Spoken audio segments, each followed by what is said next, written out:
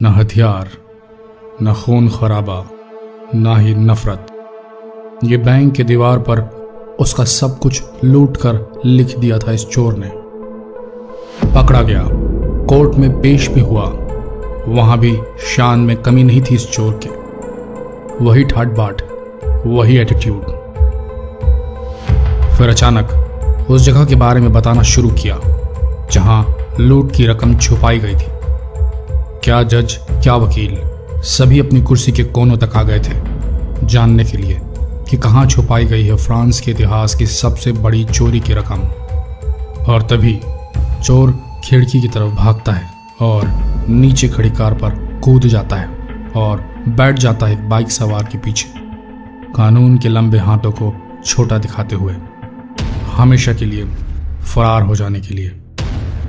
ये कोई आम आदमी नहीं था, ये था दुनिया के सबसे शातिर चोरों में से एक, अल्बर्ट स्पाग्यारी, फ्रांस के इतिहास की सबसे बड़ी चोरी का मास्टरमाइंड। और चोरी की ये जो कहानी है वो कहानी नहीं बल्कि एक असलियत है। जी हाँ, ये सत्य घटना पर आधारित है। तो बने रहिए हमारे साथ इस वीडियो के अंत तक। सब्सक्राइब करें हमारा चैनल और लेटेस्ट वीडियोस के लिए बेल आइकन को क्लिक करना ना भूलें। शुक्रवार 16 जुलाई 1976, फ्रेंच रिवियरा का खूबसूरत शहर नीस। रात 10 बजे सोसाइटी जनरल बैंक के बेसमेंट में कुछ संदिग्ध गतिविधियां शुरू होती हैं।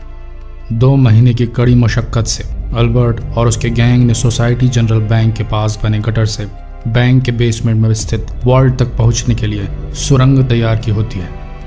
गैंग ने अपना होमवर्क पुख्ता किया होता है। उन्हें पता होता है कि बैंक शुक्रवार 16 जुलाई को जो बंद होगा तो 2 दिन की छुट्टी के बाद ही 19 जुलाई सोमवार को खुलेगा। अल्बर्ट अपने 10 साथियों के साथ बैंक के वॉल्ट में गटर के रास्ते प्रवेश करता है और अगले 2 दिन में वहां मौजूद लगभग 400 सेफ्टी डिपॉजिट बॉक्स से करेंसी, कीमती गहने और गोल्ड बार्स लूट लेता है। यही नहीं, अल्बर्ट की ये शातिर टीम वहां सेफ्टी बॉक्सेस में मौजूद बैंक के कस्टमर्स की चांदी की कटलरी से जबरदस्त डिनर भी करते हैं, मानो पिकनिक मनाने आए हों। इस बीच एक गैंग का मेंबर उस टनल की गटर एंड पे पहरेदारी करता है ताकि कोई सफाई कर्मी न पहुंच जाए, कोई सैनिक न पहुंच जाए। स्पाग्यारी इतना शातिर था कि टनल खोदने से पहले ही उसने ये टेस्ट कर लिया था कि कोई साउंड पावर्ड अलार्म सिस्टम तो नहीं लगा बैंक की वॉल्ट में। वह भी खुद बैंक जाकर एक सेफ्टी डिपॉजिट बॉक्स लेकर, जहां उसने एक ताकतवर अलार्म घड़ी रखी होती है और अलार्म रात 2 बजे का सेट किया होता है। जब दूसरे दिन अल्बर्ट ने बैंक की रेकी की तो उसे किसी भी अनहोनी घटना की खबर नहीं मिली। इससे ये प्रूफ हो गया था कि बैंक अपनी सुरक्षा को लेकर इतना कॉन्फिडेंट था कि वहां कोई अलार्म सिस्टम लगाया ही नहीं था। खैर, सारे चोर 2 दिन तक लूटते रहे बैंक के हर उस सेफ्टी बॉक्स को जो उन्हें दिख रहा था। पर सोमवार तड़के सुबह जबरदस्त बारिश हुई, इतनी तेज कि सुरंग के पानी से भर जाने का खतरा हुआ।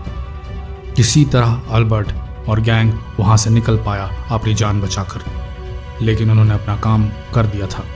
जाते जाते अल्बर्ट ने दीवार पर लिख दिया, सांस आर्मेनी हाइने नि वायलेंस, मतलब न हथियार, न खून खराबा, न ही नफरत। फ्रांस की पुलिस और खुफिया विभाग ने एड़ी चोटी का जोर लगा दिया, पर उन्हें ढूंढ नहीं पाई थी। ये थी फ्रांस के इतिहास की सबसे बड़ी चोरी, जो 30 मिलियन यूरो या 2 अरब 55 करोड़ रुपए के बराबर की चोरी थी। पुलिस को एक आशा की किरण तब दिखी जब अल्बर्ट के गैंग के ही एक मेंबर की एक एक्स गर्लफ्रेंड ने बेवफाई के चलते राज उगल दिए। एक एक कर सारे गैंग मेंबर पकड़े गए और साथ में मास्टरमाइंड अल्बर्ट स्पाग्यारी भी।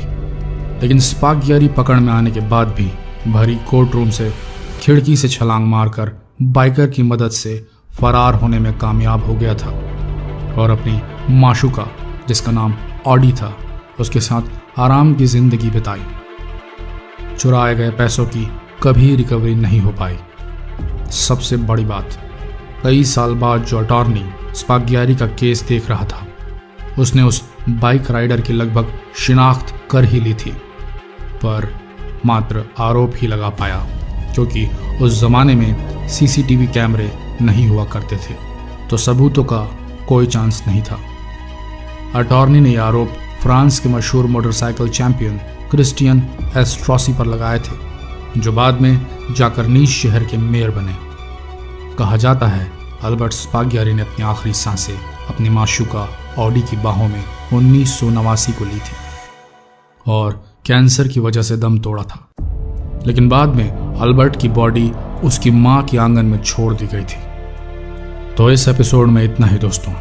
अगले एपिसोड में हम मिलेंगे फ्रैंक विलियम अबैगनेल से, जिसे एफबीआई ने दुनिया का सबसे बड़ा ठग करार दिया था, पर बाद में वे एफबीआई में ही एंटी फ्रॉड सेल के चीफ बने। दोस्तों, इस सीरीज के एक भी एपिसोड को मिस न करें, और इसके लिए आपको हमारा चैनल सब्सक्राइब करना चाहिए और बेल आइकन जरूर प्रेस करना चाहिए। धन्यवाद।